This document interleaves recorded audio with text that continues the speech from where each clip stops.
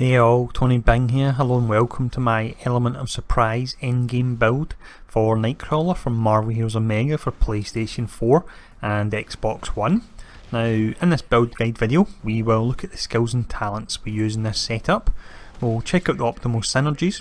We'll look at the infinity point allocation. This is where we would place the first 100 points.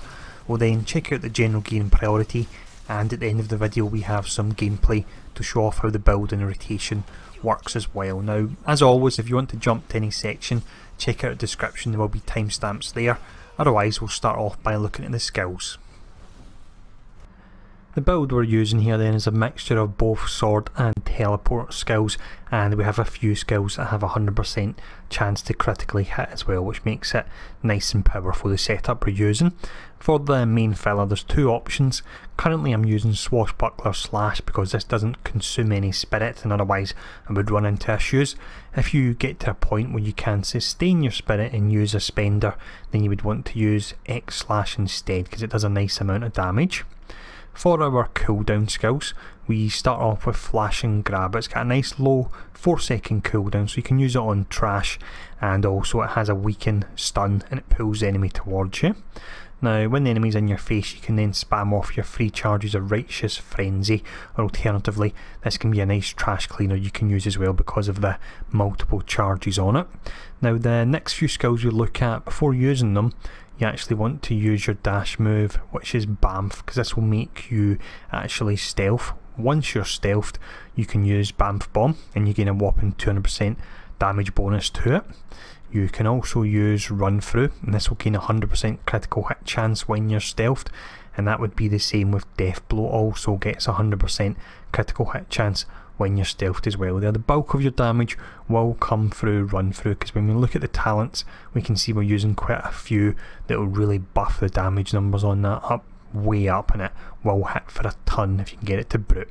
But the final skill we look at is your signature Brimstone Blitz. So you've got 10 different hits. Through the talents we've got it so every single hit critically hits, which is pretty fantastic, and it's got a 5-second duration and you're invulnerable for 5 seconds as well. But for the next section we'll check out the talents. For the first talent we have Surprise Attack. So with this Bamf Bomb and also Run Through, which is a skill we get the bulk of our damage from the build from, deal 100% more damage if used while stealth. So you'll Bamf before this and then you'll fire off these skills. Now this next talent I'm not even going to try and pronounce it, so when we use it, when you use a teleport power that is, you gain a 2% dodge chance and 2% base damage, stacks 10 times, so in total you could get up to a whopping 20% dodge chance and 20% base damage. So that would be the equivalent of 800 damage rating. We then have Element of Surprise, so when you use a flourish power while stealthed or invisible, which we will be doing, you gain a 25% damage bonus and it gains a 100% critical hit chance.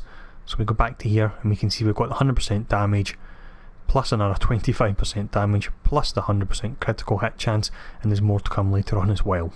But we also have Obscuring Brimstone, so this will make our signature Brimstone Blitz have the 100% critical hit chance, and it's so great because the signature actually does 10 different hits and also applies Concealed. Now finally there's two options here. The first one is Crescendo of Steel, and I'll run over this, I'm not using it but I'll run over why. So you get a combo meter, and when you hit with a sword power you do 10 different attacks and it can give you up to 100% extra damage. So you have to do the 10 initial attacks first. When you do that, your next flourish power will brutally strike and have its cooldown increased by 50%, which is pretty great, but the downfall is you have to stand still to get the 10 attacks in. So for that reason I prefer Saber Blitz, because all you have to do is simply use your Bamf to teleport and then you actually gain a 75% damage bonus, whereas we need 10 stacks of combo to get 100%. This is one button to get 75%, and you get a spirit cost reduction of 100% on your next flourish skill as well. And we will be able to boost our brutal strike rating through the actual gear setup we're using here as well, so there's a good chance that a lot of our run throughs will still brute. That's the reason we're using that anyway. But for the next section we'll have a look at the synergies. With Nightcrawler, his primary attributes are fighting and speed, so that's covered by Angela, Elektra and also War Machine. The more generic ones are Blade, Hawkeye, Hulk, Squirrel Girl, and also She-Hulk. And then finally you have Psylocke and Nightcrawler, who work great because they can give a bonus to melee power damage there. But next up we'll have a look at the Infinity Point allocation, and this is where we would place the first 100 points. For the Infinity Point setup then, I'm going for something a bit different. Now I'm going for this due to the fact we have quite a few skills that have the 100% chance to critically hit. So it's a Power Gem and Superhuman. Now it gives us a 3.4% Brutal Strike chance, which isn't really fantastic, but if you look at the Power Masteries, the first one for 50 points is nice. So your ultimate power has a 20% higher critical hit chance, but the one for 100 points is fantastic when you consider our signature has a 100% chance to critically hit.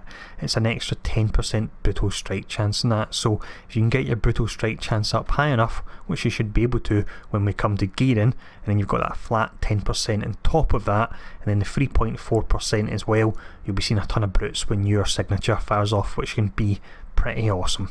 But for the next section we'll have a look at the general gearing priority. As always with this gearing section, I'll just provide some general tips on how you want to actually gear for this setup, because new items can come out, but if I apply some broad tips here, you can use those tips in future to help you decide if you want to use some of the newer items that come into the game. Now for the legendary, the Savage Axe of Ares is perfect on him. It's got the damage rating to melee powers, it's got critical hit rating to movement powers, which is quite a lot of them, but he also has quite a few skills that have a 100% chance to critically hit anyway. It's got the brutal damage rating, and it's got that 1500 brutal strike rating, which works fantastic with our skills that already have 100% chance to critically hit there, and then it's got a nice bleed as well. When it comes to the medallion, you could of course use Dr. Octopus for melee damage. For something a bit fun, you can also use the Hood medallion. So when you use a teleport power, you gain a 5% movement speed increase and 435 dodge rating for 10 seconds. So it'll stack 3 times, so you're looking at 15% movement speed, which you'll really notice, and in the region of about 1200 dodge rating as well. For the catalyst, what you want to look out for, melee heroes, look for life and hit. Also, if you can get Spirit on Hit or Spirit on Medkit, it can help you to potentially move over from your basic filler to a spender filler, and that would be X/, so you can push out a bit more damage. For the relic, we have the Relic of Asgard. It's buffing the melee powers, nice and simple there. Artifacts, I don't normally cover them, but these two are quite interesting for them. We have the Lizard's Formula, which is great for them. It's got attack speed, and also you will critically hit, or when you critically hit, you recover Spirit, which can be really good, again to help you move towards using the X/. It's got damage rating to melee powers, and it also has the speed attribute, which is one of his primary attributes. We then have the nice low budget item that drops very often from the shield supply drops. It's the Mayhem Demon Blood. It gives you health, damage, and you can also gain the fighting and speed attribute buff as well on that there. But what we'll do to finish off the video is a run through of the Church of Purification operation. We'll do a full bounty clear, take down Juggernaut at the end. As always, I'll mention this gameplay segment is purely just to show off the build and how it works. It's not how he performs in cosmic content, because I don't have enough time to gear up all 42 heroes in the game for cosmic content, just for this little demonstration at the end here. But I hope this video was useful. If there's any questions, feel free to ask, and I'll see you all again soon.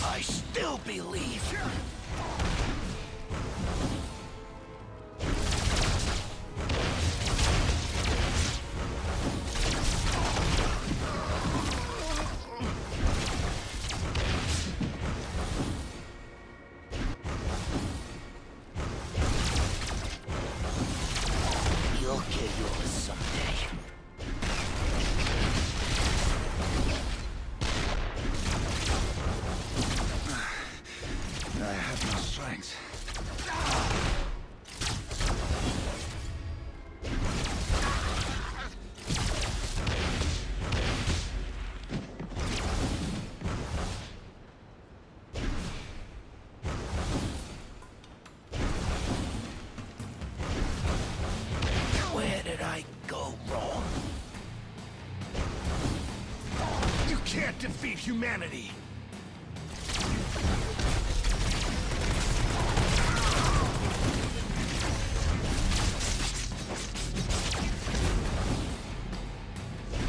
You can't defeat humanity. You'll get yours someday.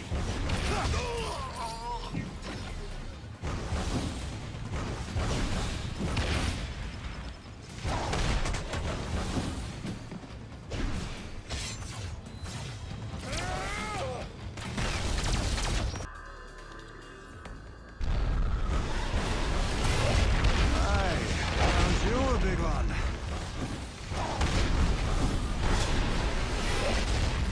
You didn't have a chance. But I'm unstoppable.